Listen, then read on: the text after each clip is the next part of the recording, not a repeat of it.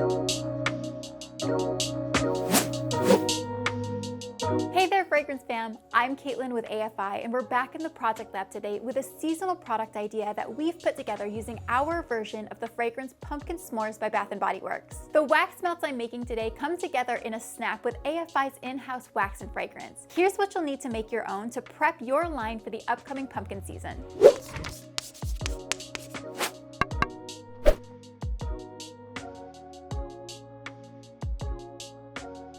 I'm using our 100% soy container wax 4400 for the melts. I picked it because it has a higher melt temperature than the other soy waxes do, which will make the final product easier to handle and package. Using a wax melting pot, let's get it prepped. Melt the wax until it's fully liquid and reaches a temperature of 185 degrees. Then measure out 9.5 ounces using a lab or kitchen scale. After measuring, the wax should be cooled down a bit, preferably to about 175 degrees, meaning you can add the fragrance to it. Our version of Pumpkin S'mores by Bath & Body Works is sweet and strong. The chocolate really complements the pumpkin spice and sugary marshmallow notes. I'm using a 6% concentration, which is really all you need to make powerfully scented wax melts with a fragrance as strong as this one. Stir the fragrance in well for at least a minute or two, while adding 5 drops of brown liquid candle dye. Remember, that soy frosting really stands out in colored waxes, so here are a couple ways I try to reduce it when making vibrant melts. Keep an eye on your temperatures. Soy wax should be poured at a lower temperature to avoid drastic changes in temperature as it cools. In this case, I'll be pouring at 135 degrees.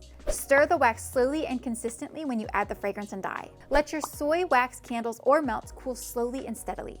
By placing your candles or molds on a cooling rack, you facilitate airflow that keeps frosting from forming at the base of the candle or melt. The molds I'm using are some silicone chocolate bar molds I picked up on Amazon. I have them propped up on a drying rack to help slow the cooling process a bit. After they're filled, I'm insulating them with a baking tray to slow things down even more. Slow and steady wins the race when it comes to preventing soy frosting. Let the wax cool for a couple hours, ideally overnight. The firmer the wax and the longer it's cooled, the easier the melts will be to handle. Lay the chocolate wax bars right side up and grab a latex or nitrile glove. This is how we're easily going to decorate the bars to give them an orange pumpkin-y finish. Dip the tip of your gloved finger into some fine orange mica powder and tap the color onto the raised bits of the design. This is a simple final step that you can add to your melts to make them pop with some extra shimmer and color. And it's easy to do on a large scale. To blow off any extra mica, use an air duster. So now you've got a whole chocolate box's worth of wax melts ready to be packaged and sent out for the chili season. Let me know if you want more tips on working with our premium waxes or fragrance oils.